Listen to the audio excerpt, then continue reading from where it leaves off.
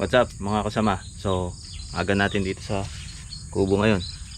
Baway tayo. Hapon, tanghali na tayo. So, maaga nating pinapainit yung ating oven. Oven Yan, nilutuan natin. Alam mo naman, mahilig tayo sa mainit na tinapay. So, painitin natin yan. Mag-almusal ako, tapos dito na rin ako magtatrabaho since okay naman ang internet connection dito, para sayang din yung biyahe kasi pag tanghali na akong umalis, inabutan ng traffic, may ginagawang tulay dito sa amin. So yun.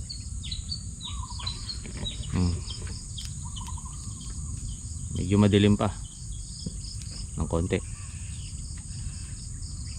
Yan.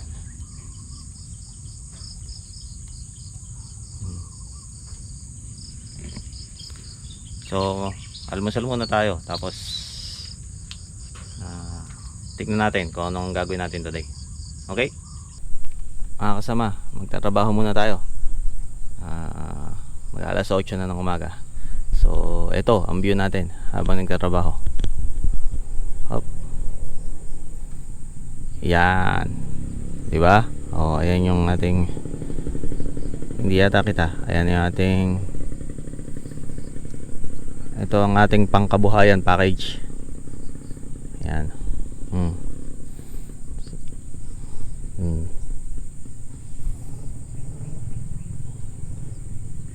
Yung internet speed namin maayos naman.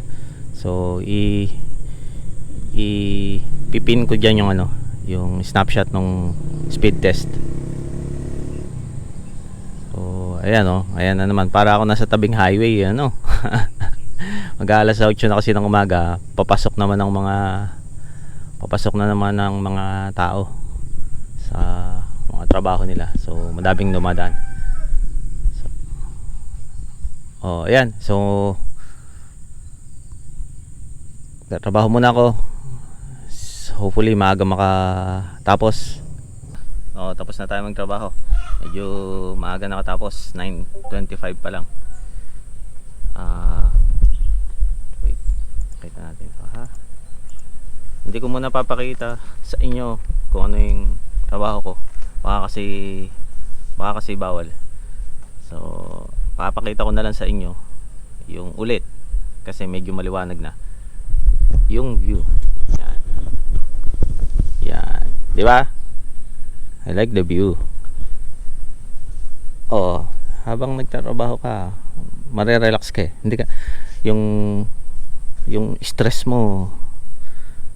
level mo hindi masyadong tataas. Kaya gusto ko dito nagtatrabaho. Ang problema dito, kailangan mong gumising na maaga. So alas 4:30 pa lang ng madaling araw, gising na ako. Ayan, ayun yung natin. Takot tayong mauhaw. Ayan. Kape, saka tubig. Maaga pa. So ayos. Marami tayong oras para dito sa home improvement ng kubo natin. Yan. Ituloy na natin ang paggagambol, tapos i-check pala natin yung okra nalubog sa tubig baha. So titingnan natin kung mayroong nabuhay, saka ano pa ba meron. Magtatanim tayo. Yun pala, meron dumating na yung in-order kong ano ba to? Uy. Yan may patarp. Ito ginagamit ko kasi kapag medyo umaambon, para saka kapag basa yung ito. Ayan. Kapag basa yung puno sa umaga sa hamog, ganyan, medyo pumapatak sa laptop ko. So ilalagay ko yan. Saan ba tayo? Dumating na yung in-order kong buto seeds sa Lazada. So tatanim natin yun ng konti, tapos may binigay yung kapatid kong mint, saka ano yun, blue tail natin, yung kulay blue yung bulaklak, yung hinahalo sa kanin kapag sinasaing sa bigas. So itatanim din natin ngayon yun. Tapos mamaya pag uwi, subukan nating dumaan dun sa bahay. Magsha-shopping, mamalengke muna tayo ng konting gulay-gulay. At ano natin, kasi kailangan ni Mrs. ng kalamansi, yung mga usual thing na nandun sa bahay. So shopping tayo. So okay, let's go. Mga kasama, ayan na kamatis natin. Medyo maganda ang araw ngayon. So ang gagawin natin, gagambulan natin kasi may hukay siya, nalulunod. Fill the gap lang, sabi nga ng mga traders, fill the gap. Pupunuan natin yung mga hukay na yan. Lilinasan natin ng ganito, gagawin natin yan, lilinasan natin ng konting damo.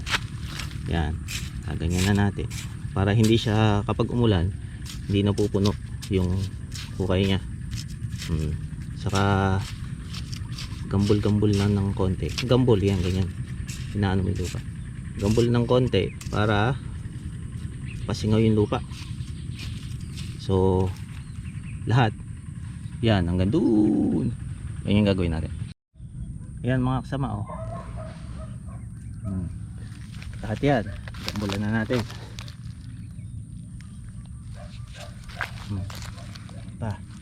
Yung mga sili yan pa. Saan ba? Yan. Yung mga kamatis natin, maraming nadali. Mahina kasi kamatis sa mahina ang resistensya ng kamatis sa mga tubig na ganyan. So nagpapabili ulit ako sa kapatid ko ng punla, sana maibili ako. Saka nga pala, pormahan natin, di ba? Magsasaka dati nga, di ba? Pambaba na lang kulang. May nagsabi kasi na isang kasama natin na hindi raw mukhang magsasaka itsura ko. Mukha lang daw akong tatambay sa kanto. So kita mo naman, pormahan natin kompleto. Yung pambaba natin hindi natuyo, maulan kaya mo bukas or sa makalawa susuot natin yan. So nandito tayo sa ilalim ng anong ba tawag dito? Arateris. Yan, nung bata kami paborito namin kuhanin yan. Ang daming bunga pero wala pang hinog. Kapag nakakuha ko, papakita ko sa inyo. Doon muna tayo sa kabilang puno. Pala mga kasama, nandito naman tayo, isang puno. Ano ba to? Puno ng mahogany. So isa pa nga pala, kaya kasi bitin yung intro ko, wala akong intro, di ba? So kung sino ba ako, kung ano bang trip ko sa buhay, mga ganyan, huwag kayong mag-alala. Gagawa ako ng video dyan tungkol dun, tapos ipipin na lang natin doon sa channel natin para makita nyo. Maiksian lang naman yun, wala namang masyadong ganap sa buhay-buhay. So ayan, sarap medyo malamig na ang magno-November na kasi. Malamig ang simoy ng hangin. Parang di bang ganun. Yan. May mga ibon na umano. Ang taas ng papaya. May hinog, dalawa. Problema, hindi ko kayang kunin yan, di ba? So hahayaan na natin yan para sa mga ibon. Kasi marami pa dito. Madaming papaya dito kasi maraming tanim dito dati. So ito yung mga natitira pa. Kapag pala kung sino may gusto ng papaya dyan, sawan-sawan na ako kakakain ng papaya. Kung sino may gusto ng papaya dyan, sabihin nyo lang. kapag nandito kayo sa malapit sa amin, bigyan ko kayo. Hilaw, hinog, pantinola, pang juice. Bigyan ko kayo yan. At ayoko na pumunta doon. Ang bilis nung ano, ang bilis lumago nung damo, malalago agad. Baka madali pa tayo ng mga kaibigan nating ahas dyan. So, o nga, ayun. So, yung may gusto ng papaya, seryoso yan ha. Papaya, saka kalamansi. Yan, bibigyan ko kayo. Papaya, kalamansi, saka dayap. Yan, maraming dayap sa amin. So, nalo-low blood na ako kaya inom ng maasim na dayap. So, sabihin nyo lang sa akin kung gusto nyo. Balik na tayo dun sa kubo. Ang taas ng papaya. May hinog, dalawa. Problema, hindi ko kayang kunin yan, di ba? So, hahayaan na natin yan para sa mga ibon. Kasi marami pa dito. Oh. Madaming papaya dito kasi maraming tanim dito dati. So, ito yung mga natitira pa. Kapag pala, kung sino may gusto ng papaya dyan, sawan-sawan na ako kakakain ng papaya. Oh. Kung sino may gusto ng papaya dyan, sabihin nyo lang. Kapag nandito kayo sa malapit sa amin, bigyan ko kayo. Hilaw, hinog, pantinola, pang juice. Bigyan ko kayo yan. At ayoko na pumunta doon. Ang bilis nung ano, ang bilis lumago nung damo, malalago agad. Baka madali pa tayo ng mga kaibigan nating ahas dyan. So, o nga, ayun. So, yung may gusto ng papaya, seryoso yan ha. Papaya, saka kalamansi. Yan, bibigyan ko kayo. Papaya, kalamansi, saka dayap. Yan, maraming dayap sa amin. So, nalo-low blood na ako kaya inom ng maasim na dayap. So, sabihin nyo lang sa akin kung gusto nyo. Balik na tayo dun sa kubo. Ayan yung ito, yan yung maliit na yan. Yung tumubo sa yan lang tumubo sa okra natin. Hindi, bali tatlo pala. Meron pa dito eh. Ayan. Yung maliit na yun. Saka ayan. Oh. So, buti naman may tumubo kahit tatlo. So, nalubog kasi sa baha. So, yan natin. Ayaw, malipit.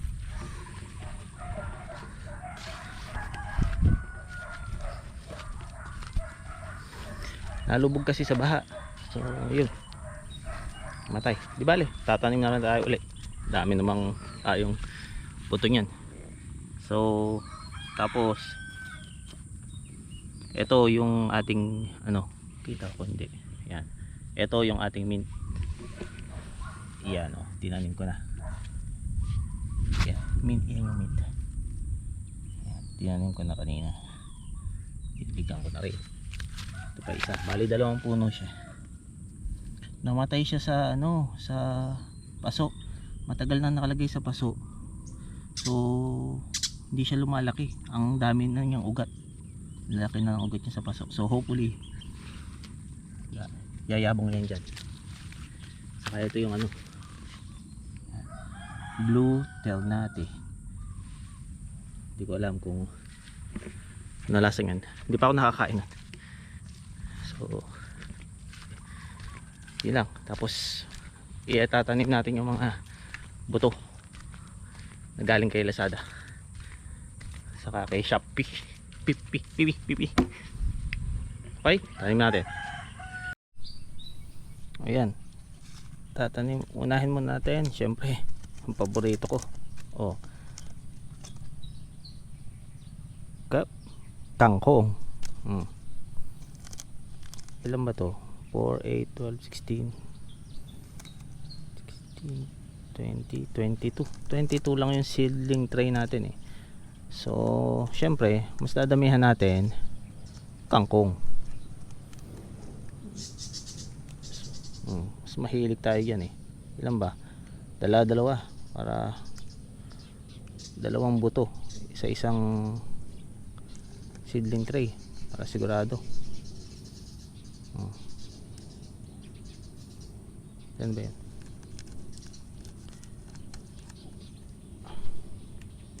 Mas madaling, ewan ko ba, ang tao kasi kung anong wala yun ang hinahanap eh. Ang nagkalat lang ang kangkong dito sa diyan sa fish pond, pero mas ba kasi itong kangkong nito eh, parang ano, mas masarap siyang ano, mas masarap adobong kangkong, may mga ganun.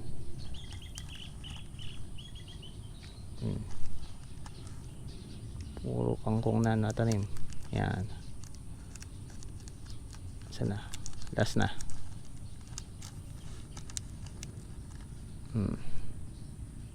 Yun. So susunod naman natin, tapos ng kangkong is yung second favorite natin. Ito naman, yan, kita ba? Yun, parsley. Sarap din to eh sa salad. Ang grabe, ang liit ng buto nito. Hindi na makita. Okay, hindi na. Ito para sigurado, gagawin nating 3. Mahirap patubuin tong parsley na to. 4 na para sigurado. 5. Asa na? Nawala. Yun. Hindi na natin bibilangin. Yun.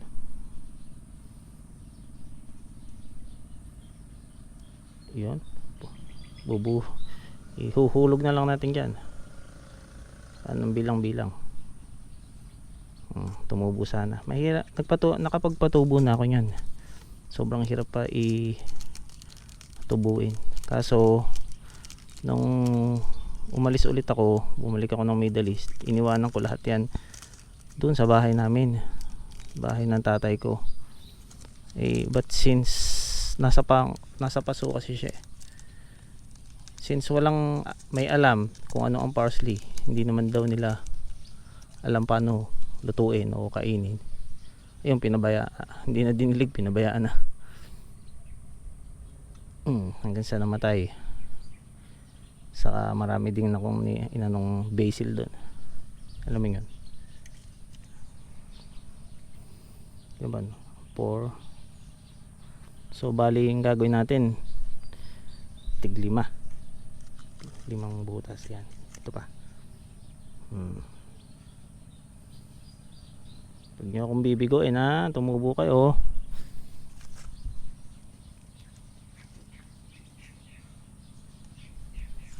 Susunod natin is yung pinakamaliit, ang buto. Basil holy Thai. Yan, sobrang liit ng buto. Kung nakakita na kayo ng buto ng pechay or mustasa, parang ayun, ganun yung buto niya, sobrang liit. Ito marami ako napatubo nito dati. Ito dali lang patubuin ito. Ewan ko kung suswertihin ulit tayo ngayon. Ito ang sobrang liit, ang ayan sobrang liit ng buto. Mali pala yung ginawa ko dito. Sobrang liit ng buto. Hindi ko alam kung nasushoot. Yun. Yan. Tapos nito, dami. Tapos nito, bubudburan lang natin ng konting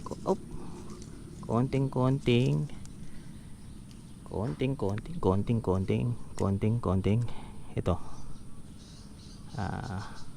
Alikabok na lang tayo tawag dito. Sobrang Pinoy. Yan. Budburan natin. Yan. Para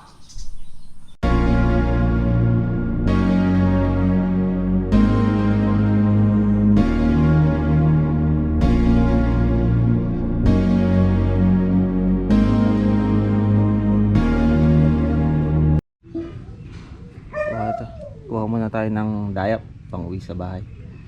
Yan. Yung marami pang bunga. Doon sa kabilang side maraming bunga. Lakas kaming magdayap. Ginagawa ni Mrs. ano? Juice. Yan. Kuha tayo ng mga ilang piraso. Sarap kasi nito yung hinog sa puno. So, kuha tayo ng ilang piraso para may mauwi sa bahay. Ito masarap pinipitas. Yung ganyan kahinog. Matamis yan.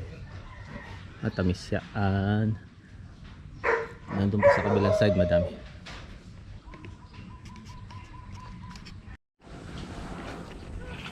Kuha tayo yung murang sampalok. Dami. Kapag sinigang mga kasama, uwian na tayo. So umaga tayong makakauwi ngayon. Daan pa tayong Pure Gold. Bibili tayo ng panghanda ng anak ko, birthday kasi nung anak ko sa November 1. Bibili na ako nung nagre-request siya ng samgupsal yan. So baka kasi bukas marami nang bumibili, baka masyado ng maraming tao. So bibili na ako ngayon para makaiwas sa dami ng tao. Sige, kita-kita na lang tayo bukas.